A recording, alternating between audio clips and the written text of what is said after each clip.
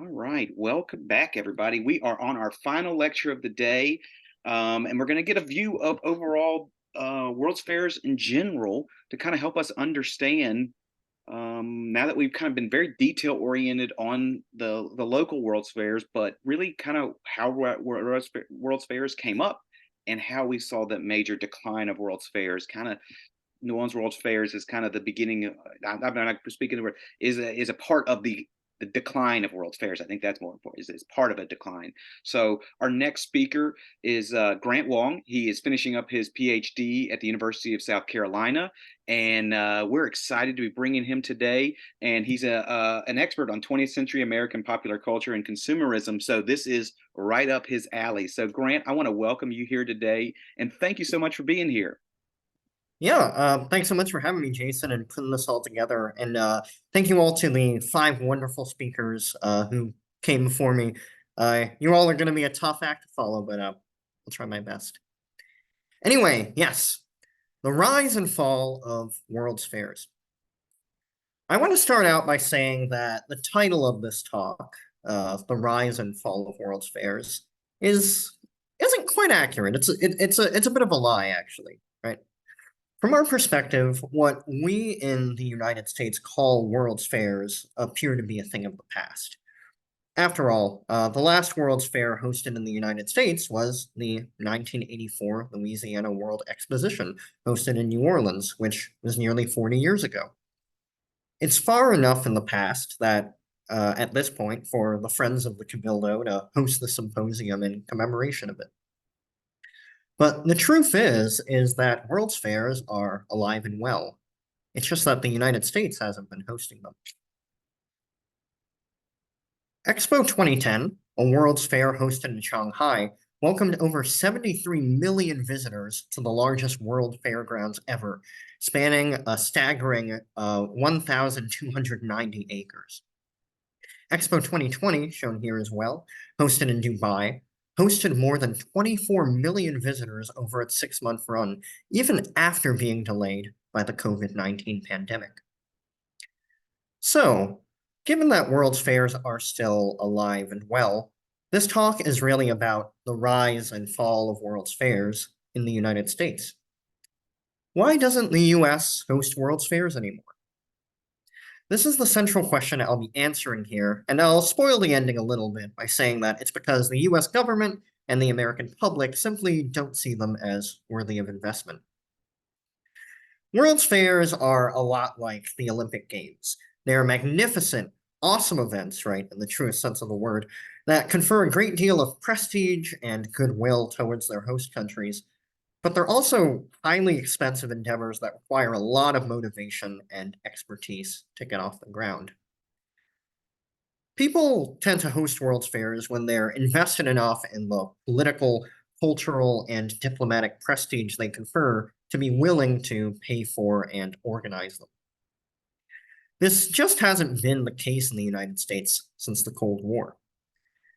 As such, knowing exactly why the US doesn't see the World's Fairs as worthy of investment is the key to figuring out why they don't happen in this country anymore. But in order to truly understand how we got to this point, we need to look at the past, understanding how World's Fairs came to be, how they've traditionally worked, and how they've evolved in order to get a sense of how we've gotten here. We can certainly explain the lack of World's Fairs in recent years in terms of recent developments, but speaking as a historian, we wouldn't be getting the full picture. But first, we need to define exactly what a World's Fair is. I realize we've been talking all day about World's Fairs, but really precisely understanding what they are and how they function is important to knowing why people host them in the first place. World's Fairs, better known outside of the US as international or universal expositions, or simply expos, are large multicultural exhibitions showcasing the latest and greatest achievements of their host countries.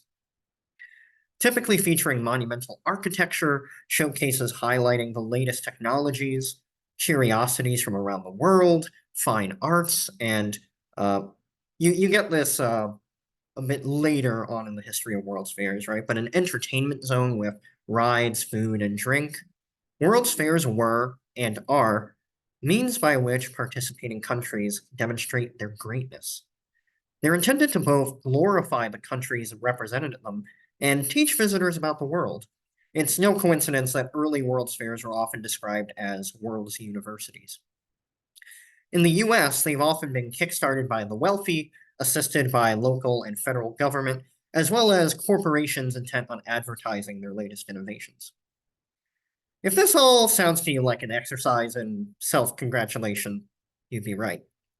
As World's Fair historian Robert Rydell puts it, quote, World's fairs are generally part of a reaction to social dislocation, political upheaval, and deep anxiety about the future. As such, countries that host world fairs tend to be countries that have something to prove and have governments or wealthy individuals willing to cover the tremendous costs of financing and organizing them. So, the very first World's Fair, hosted in London in 1851, the Great Exhibition of the Works of Industry of All Nations, is a case in point. If there was a country with something to prove in 1851, it was Great Britain, the head of the British Empire. The fair was an opportunity for Britain to show the world the power it wielded, whether in the form of its industrial might or the global reach it enjoyed as a leading imperialist power. So, what made the 1851 exposition the first World's Fair, right? There had been fairs up to this point, right? But the sheer scale of this fair kind of made it stand apart, as well as its kind of jingoist intent. The fair was held in the Crystal Palace, shown here to the left, which was a giant glass and iron exposition hall constructed for the occasion. It occupied about 990,000 square feet and hosted over 8 miles of displays on its ground floors and galleries.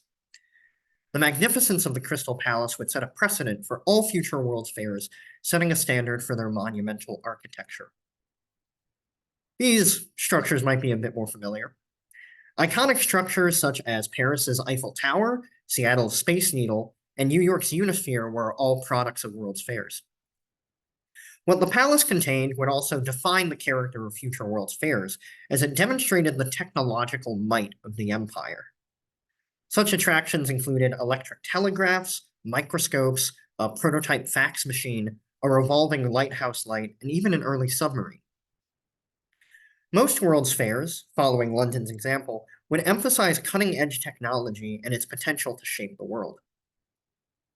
But as the exposition showcased the British Empire, it also displayed objects that emphasized Britain's global supremacy, such as sugarcane from the Caribbean and the Indian Koh-i-Noor diamond, the world's largest at the time. Subsequent World's Fairs would continue this trend, using the spoils of colonialism to reinforce racist concepts of Western and white supremacy. Many hosted what we would today call human zoos, exhibits where people of color were presented as exotic objects to be gawked at. And it wasn't just Europe. The US also embraced this trend. The 1904 St. Louis World's Fair showcased over 1,100 Filipinos in recognition of the US's annexation of the Philippines in the Spanish-American War.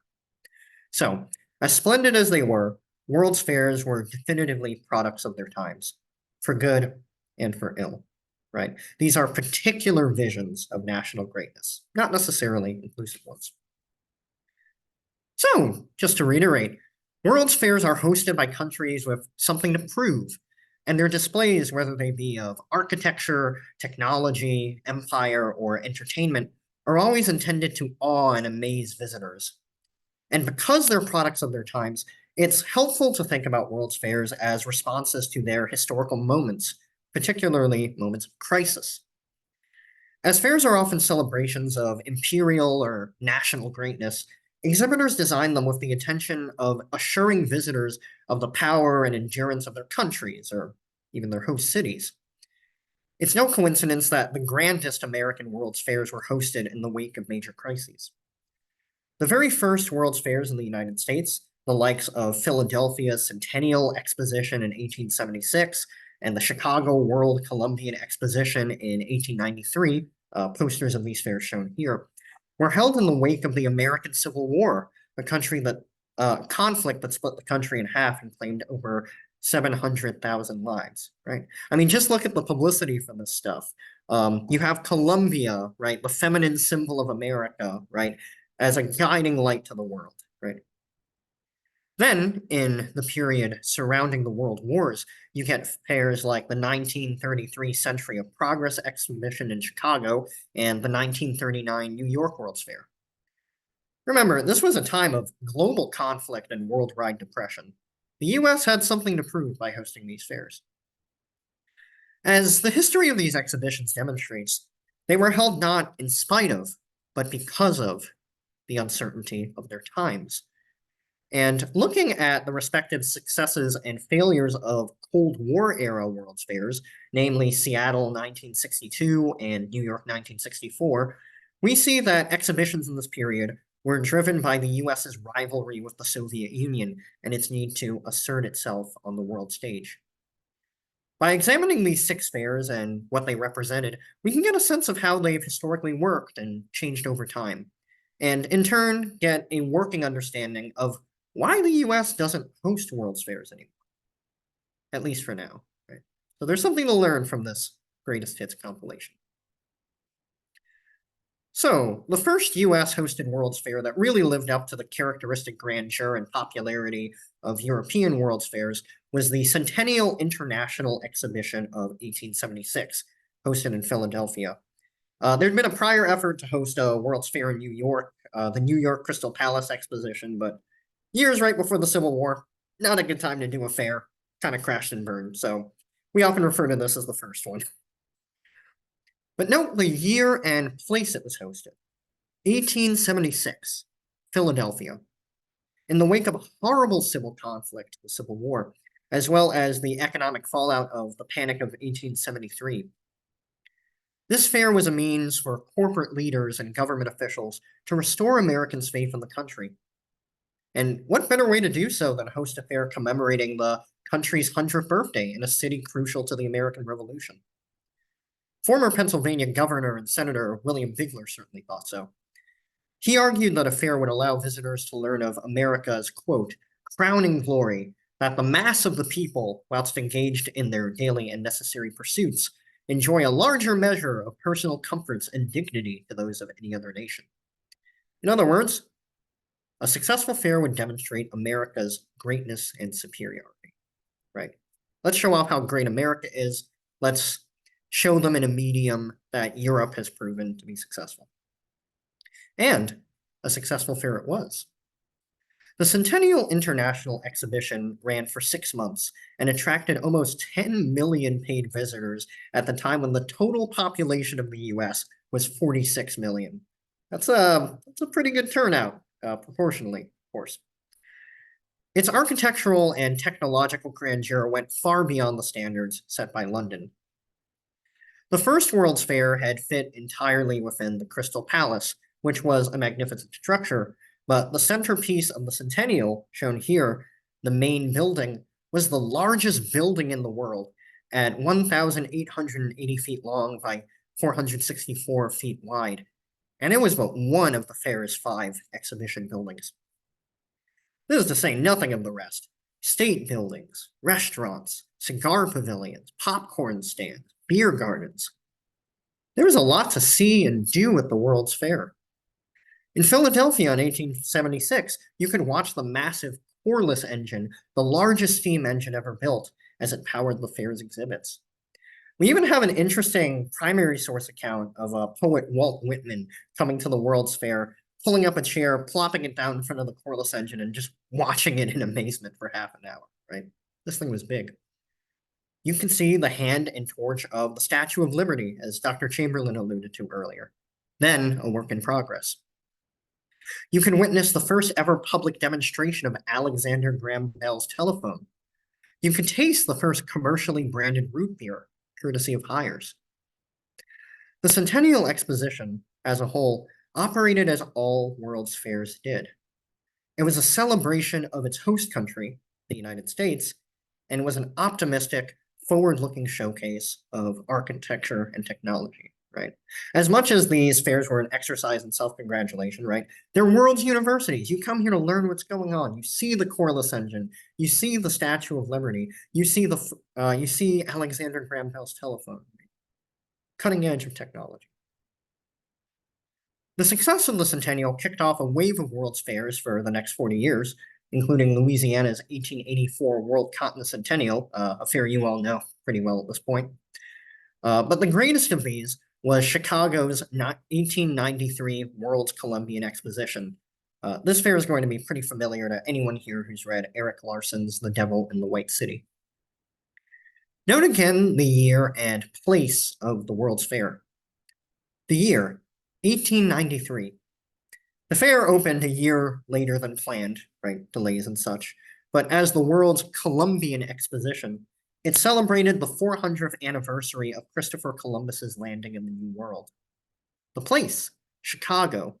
The fair was a means by which Chicago could demonstrate its greatness to the US and to the world, and it was also an opportunity for the city to recuperate from the Great Fire it suffered in 1871, as well as the 1886 Haymarket Massacre, a violent clash between labor protesters and the police.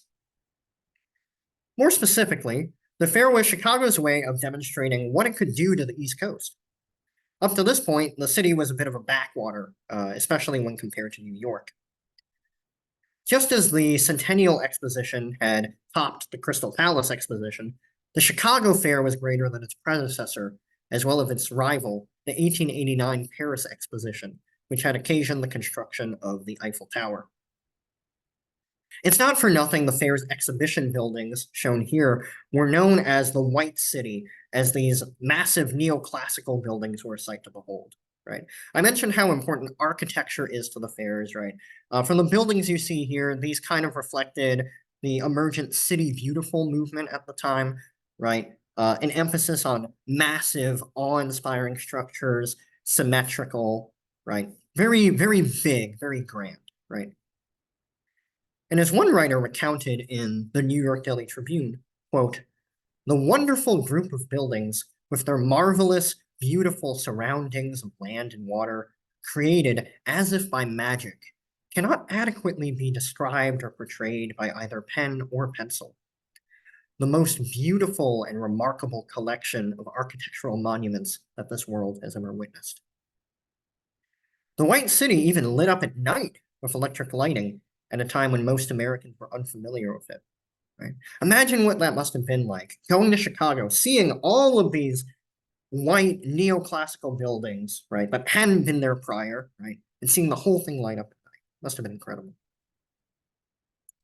The exposition also boasted its own answer to the Eiffel Tower, the very first Ferris wheel.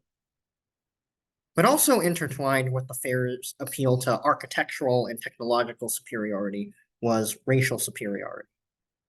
Its anthropological exhibits included a Dahomean village, a display of so-called primitive Africans, as well as a laboratory where visitors could measure themselves against idealized statues of Anglo-Saxon men and women. The World's Columbian Exposition, in many ways, was the quintessential World's Fair.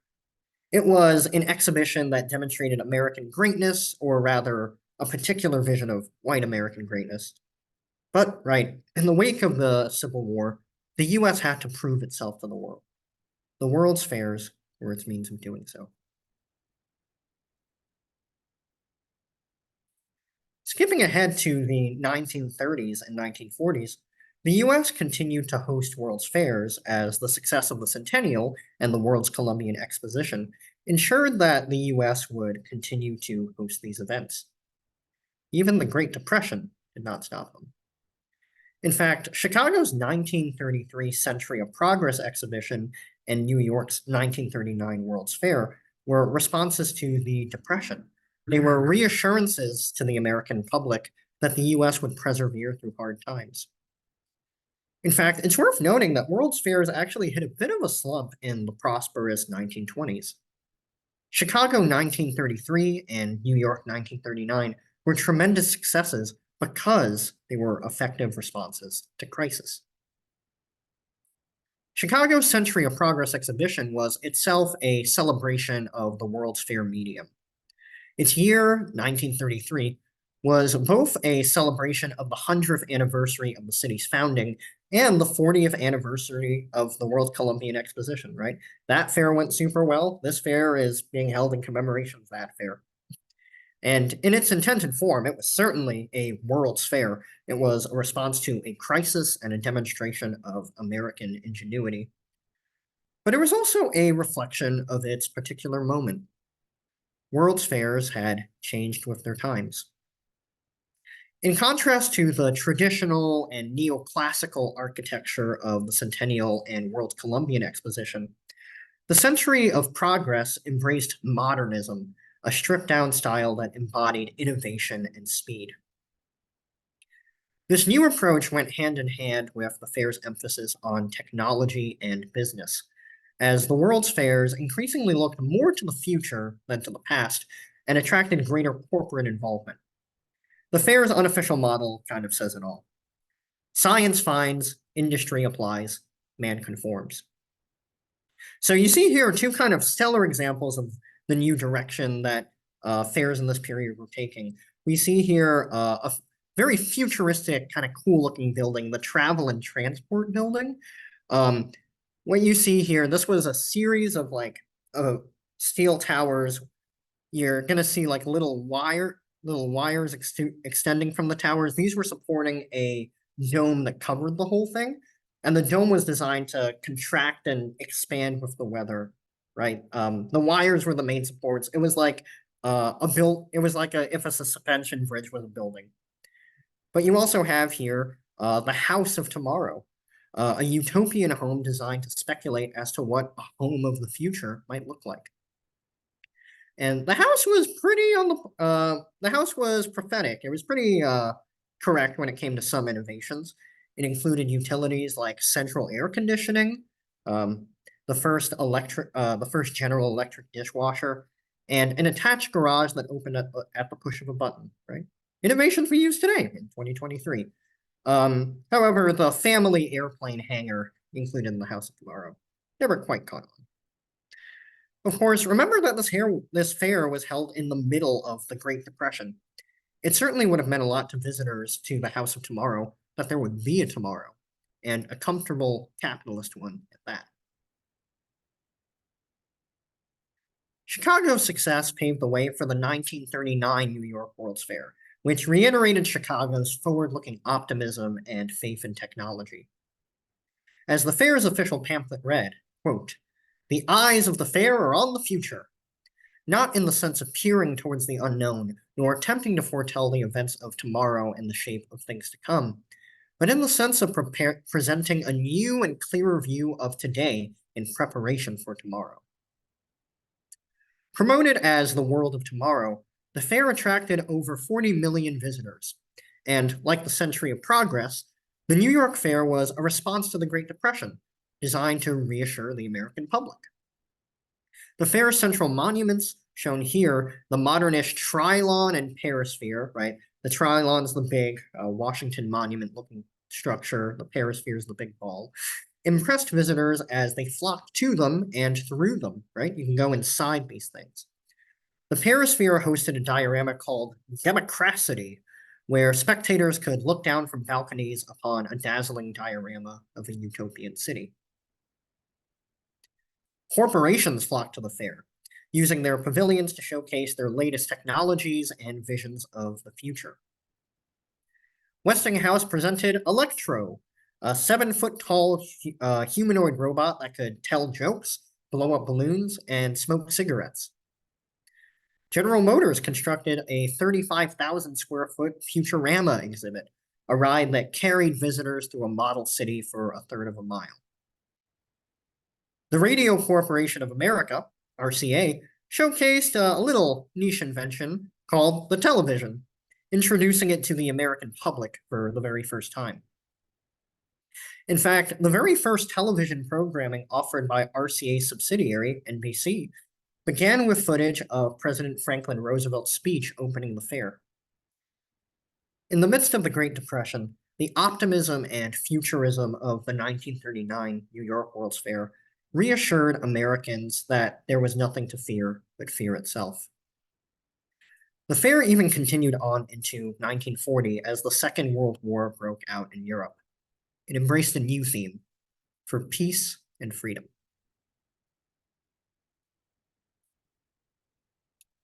Following the end of World War II, the US did not host another World's Fair until Seattle, 1962.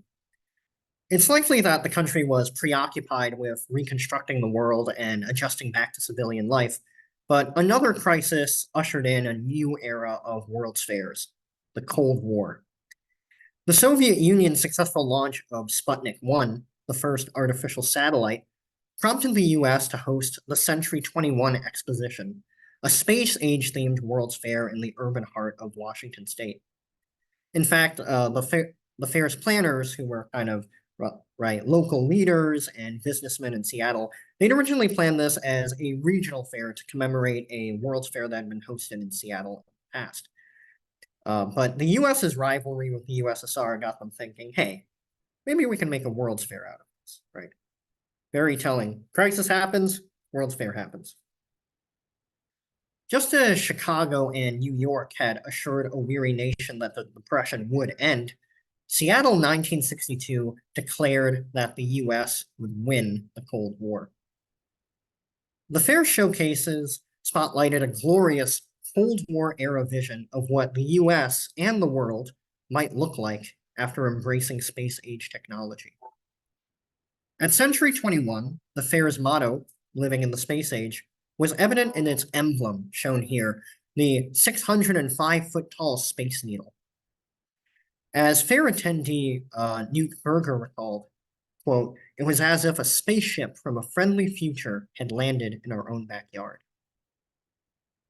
With a dizzying height, narrow frame, and flying saucer-shaped observation deck, the Needle appeared poised to shoot into the stratosphere, visually assuring visitors that the US would prevail in the space race.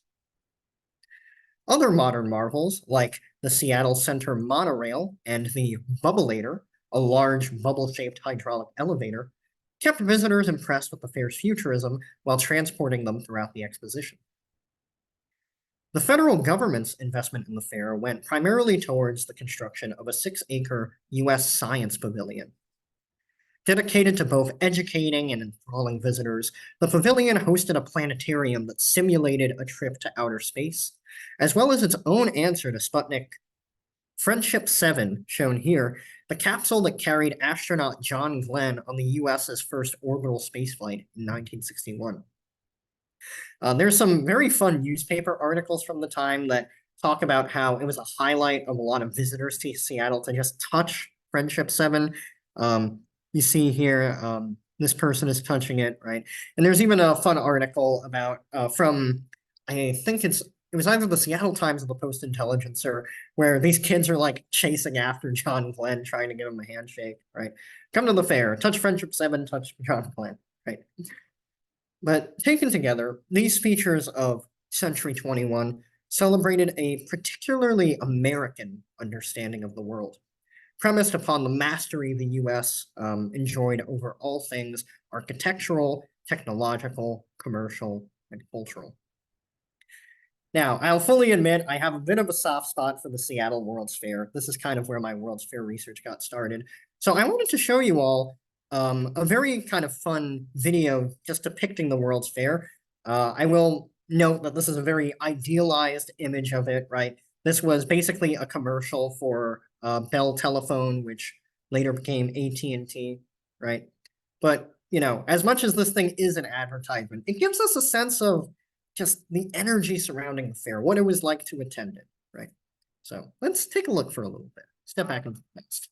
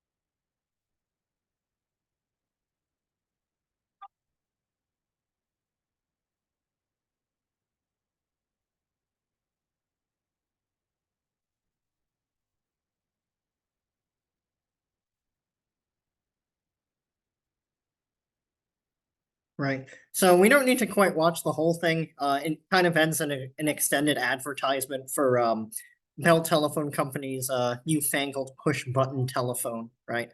But you see a lot of elements here that made the World's Fair attractive, right? You get the American greatness in the architecture, in the technology, but right in the 20th century, these things in many ways can be proper fun, right? I don't know if we'd have as much fun as these children have. I don't think they're capable of not smiling, right? But we get a sense as to what made the World's Fair special. So moving on to the the 1964 New York World's Fair, follow up to Seattle, was the last World's Fair of its scale in the United States. Its fairgrounds covering over 646 acres. As President Lyndon Johnson remarked at the fair's opening, "This fair represents the most promising of our hopes. This fair shows us what man at his most creative and constructive is capable of doing." Right? So still a very characteristic sense of optimism, grandeur, right? The World's Fairs have changed a lot, but in many ways, you see the medium staying true to certain themes. In New York, 1964 was a grand World's Fair based around the theme of peace through understanding and boasted as its centerpiece the 140-foot tall Unisphere, a monumental stainless steel globe. The wonders of technology were as present as ever. General Motors updated its Futurama exhibit from New York, 1939, offering fairgoers a simulated trip to the moon. The Ford Motor Company unveiled the Ford Mustang, described by Henry Ford as a working man's Thunderbird. And you'll all be able to recognize some of these things coming up, right? Walt Disney designed attractions for the fair for corporate sponsors that would later make it to Disneyland. You'll likely recognize these if you've ever been there. These included It's a Small World, originally for the UNICEF Pavilion, sponsored by Pepsi, the Carousel of Progress, sponsored by General Motors, and Great Moments with Mr. Lincoln, which featured an animatronic Abraham Lincoln. Disney somehow managed to convince the state of Illinois to fund this, right? However, for all of the grandeur of the fair, in many ways, the 1964 also hinted at the end of World's Fairs in the US. As the brainchild of urban planner Robert Moses, the fair was badly mismanaged and was constantly in the headlines for its financial woes. Right? It's not as if the fairs hadn't lost money before, but this was on a new scale. The over $21 million deficit was too great a cost to bear for this. It didn't help matters that the fair's opening day was targeted by a civil rights movement protest, plaguing it with bad publicity. The fair planners had engaged in some discriminatory hiring practices. And Moses had also snubbed the International Bureau of Expositions, the Paris based governing body of World's Fairs. They had awarded Seattle their sponsorship, and they refused it to New York because Moses didn't meet their stipulations, and it was also too close in terms of time frame. Moses also didn't help his case. He described the bureau as three little men in a hotel room in Paris. So they weren't happy, and they told basically all of their constituent countries to not go to the fair.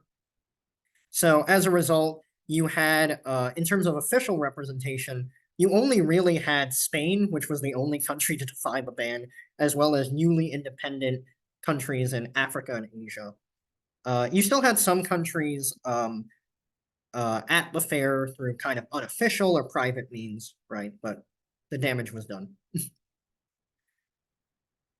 After 1964, there would never be another World's Fair on the scale of New York's. So now that we know about the history of American World's Fairs, why doesn't the US host World's Fairs anymore? As I've said, World's Fairs are hosted by countries with something to prove, especially in response to crises. The six fairs we've looked at today were responses to the Civil War, the Great Depression, the Cold War. In this sense, the US hasn't hosted a World's Fair since Louisiana 1984 because it simply hasn't seen the medium as worthy of investment. Following the end of the Cold War, when the US emerged as the world's sole superpower, it became difficult to justify the cost of hosting a grand exposition for the sake of national reassurance and public diplomacy. What more was there to prove to the public? The US had already won. But the word investment is also key here. People often plan World's Fairs knowing they're likely to lose money, or at least, right? If you know the history of World's Fairs at all, these things typically don't make a ton. So there needs to be enough motivation to host a fair despite potential financial losses. There's a certain point where deficits outweigh the benefits of a fair's prestige. The 1964 New York World's Fair was the last of its scale because of the sheer amount of money it lost. And part of why the 1984 Louisiana World's Fair was the US's last was because it went bankrupt, even though it was far smaller. If your country doesn't have as much to prove and doesn't have a government or wealthy individuals willing to foot the bill, you just don't get a World's Fair. But we also need to think back to what makes a World's Fair a World's Fair. Architecture, technology, entertainment. In large part, these foundational aspects of World's Fairs have been adopted by other mediums. Theme parks and the Olympic Games have fulfilled many of the purposes of World's Fairs, replicating the lived sensations and awe-inspiring architecture that made them distinct and exciting. The Disney World theme park Epcot, for instance, is practically a permanent World's Fair, hosting a world showcase of 11 countries and a massive geodesic sphere, which was itself modeled after the product of a World's Fair, the biosphere designed by Buckminster Fuller for Expo 67 in Montreal. And the park's name originally stood for Experimental Prototype Community of Tomorrow, clearly echoing the world of tomorrow embodied by the New York World's Fairs and Seattle 1962. And that's to say nothing that it wasn't weird at all for Walt Disney to take rides developed for the 64 World's Fair and to just stuff them into Disneyland. The Olympic Games have also, in many ways, taken on the same functions that World's Fair once embodied, right? As depicted here, the massive bird's nest Beijing National Stadium from the 2008 Beijing Olympic Summer Games, right? A way for China to bolster its prestige on the world stage. And beyond signaling a shift away from cultural expositions, the Olympics are a sporting event. It's a competition, offering countries a chance to test their mettle against other nations while expressing pride in their history and traditions, right? Very kind of similar function to a World's Fair there. Not to mention the architecture, which establishes the tone and vision of a specific games, and they often leave a legacy, much like the World's Fairs did, right? Plus, as televised events go, they're far more exciting to watch, right? Might be better to watch a basketball game than people attending a fair, right? But they're a bit more adaptable to modern media, in my opinion. But right, with the rise of modern media, this has also made the fair's corporate showcases redundant, right? In the past, you'd go to a fair to witness the unveiling of the Ford Mustang or see the cordless engine, push button telephone, the house of tomorrow, um, right? But you're not looking to a World's Fair these days to find out about Apple's latest iPhone. So you may not know that the US actually continues to contribute to World's Fairs, but its participation in recent years has been decidedly lackluster. Case in point, at Expo 2010 in Shanghai, the US pavilion, right? Uh, Not exactly the most inspiring looking building, was designed by a Canadian architect, not an American, and was funded solely by private contributions from corporations, right? As we saw, corporations had been heavily involved in World's Fairs, but usually you had more government involvement. To quote Jose Villarreal, the Commissioner General of the US Pavilion for this fair, quote, when I signed the participation agreement with the expo organizer last July, I made then what was I made what was then viewed as a very audacious statement that we would finish on time and we would raise the funds necessary for US participation at the World Expo. Not exactly a statement of confidence. We're finishing on time and we have enough money, right? There's clearly been a shift in perceptions and investment in World's Fairs. So, where does that leave American World's Fairs? In my opinion, the World's Fair could still stage a comeback in the US. Clearly, there's enough interest in them for this symposium to exist and all you lovely people to attend these talks. But to be successful, they need to adapt to our times and distinguish themselves from rival media. In fact, the US has actually started bidding for World's Fairs again through the International Bureau of Expositions. In 2017, the US made a bid to host Expo 2023 and made another just this year for Minnesota to host Expo 2027. While both bids failed, it's not for nothing that the US has seriously considered bringing the World's Fair back in recent years. The future of the World's Fair in America remains uncertain. But if we know anything about World's Fairs, the uncertainty of the era might actually make its return more likely. While researching World's Fairs, I spoke with historian Robert Rydell to get his take on this, and his answer was so great that I think it's worth quoting in full. So, Dr. Rydell told me, are Americans satisfied with their economy? Are they optimistic about the future? Do they have any anxieties about social justice, about climate change, about nuclear warfare? Or have all of those issues just disappeared? Are Americans basically happy in each other's company? If the answer is yes, then no, there will never be another fair in America. But if the answer is things are still unsettled and people are still anxious to some large degree about where America and the world might be headed, then I would be positively shocked if there isn't another World's Fair in America's future, probably sooner than a lot of people expect. End quote. Looking back to the history of American expositions, time and time again, the US has hosted World's Fairs when it's needed to reassure itself. And given the times we're living in, we very might be due for another one. The next chance the US has to host a fair sanctioned by the International Bureau of Expositions will be in 2032 or 2035. I suggest you all keep an eye on your calendars. Thank you. Fantastic, Grant. That honestly, unfortunately, every question I have, you basically answered it because you went along there. But I do have some couple more questions. But that was really fascinating to learn all that there. So if anybody has any final questions, please put them in the chat. I'm happy to ask them, or if you'd like to unmute yourself, you're welcome to do that as well. I want to talk a little bit about the design of world fairs and kind of before it was seen as you build these World's Fairs. It's to show off, wherever you are in the world. Um, but were they ever designed with the idea that of the reuse of space? So like uh, so you might build something in Chicago that you're like immediately we're like we know exactly what it's going to be next or something like that. Has that ever been considered on World's Fairs? Yep.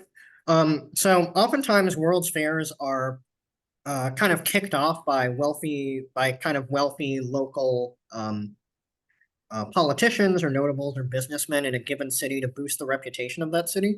But you do have important you do have instances where they're going in very conscious that they want to reuse the structures.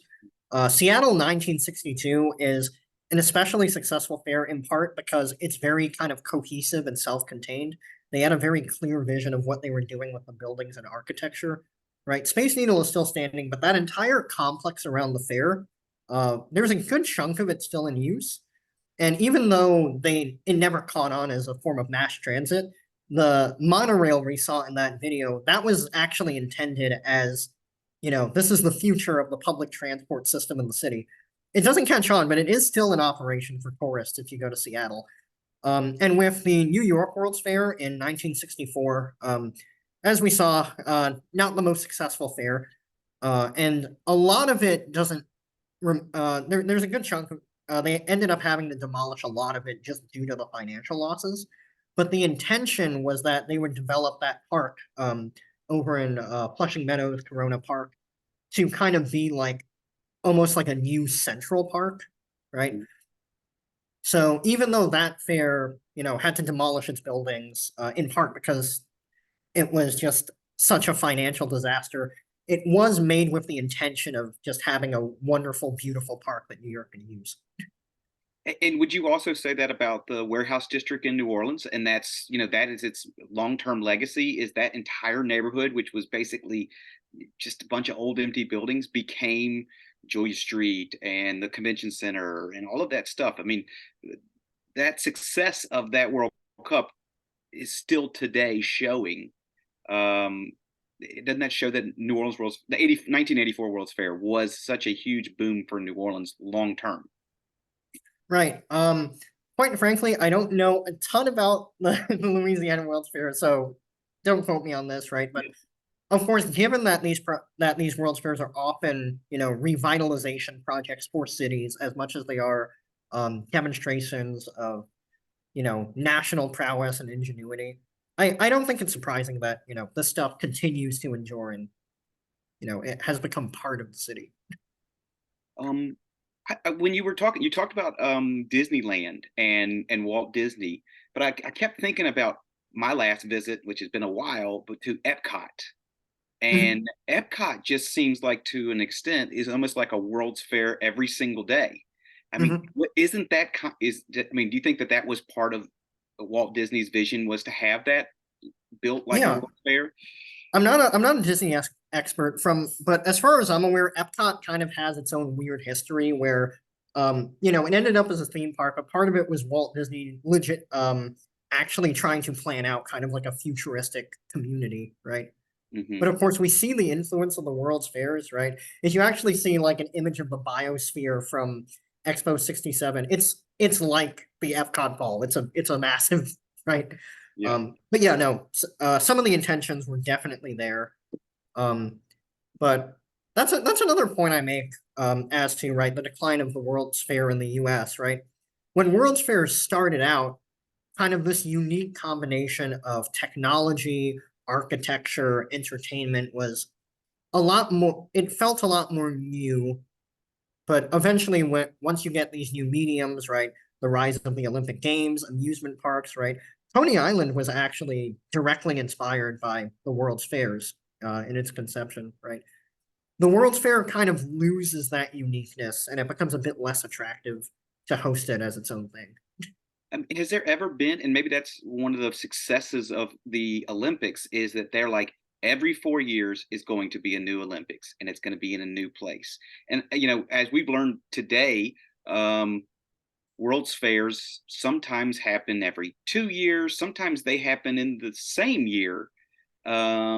do you think that would be a much more successful model if they went to every 4 years or 6 years instead of every 2 years and then 4 years later? It was a little bit more consistent. See, I find it very interesting you bring that point up because I think it makes sense and it's a very good question.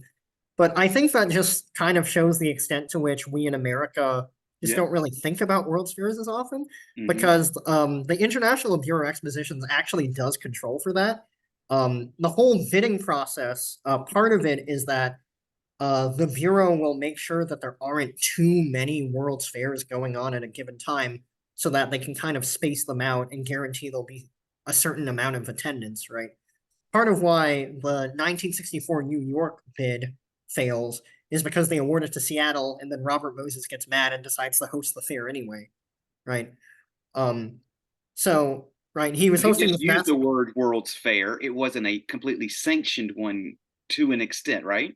Yeah, yeah. But like Dr. Chamberlain mentioned earlier, right? You don't get the International Bureau until like a few decades after World's Fairs are already being hosted. Okay. But right at that point, the Bureau was influential enough to just tell its members, yeah, don't show up to this one. It's not right. Um, so under the Bureau, they do like regularly plan out the years the expositions will be set in, right? So we had the Shanghai exposition, we had the Dubai exposition. Um, so there is a certain regularity to the timing. We in the US just don't know it because we're not keeping track of these things. Yeah, and I think you pointed that out right in the very beginning when I said the rise in the beginning of the downfall. You were like, well, that's in the U.S. Is it happening? So, I appreciated that because it put my brain into kind of thinking like, okay, I've got to take this out of an American view of it and look at it from a global point of view. Um, the final question is, where do you think will be the next U.S. Um, World's Fair? I mean, where's an actual realistic city that you think? I mean, Minneapolis. Well, I guess it was in Minneapolis in Minnesota.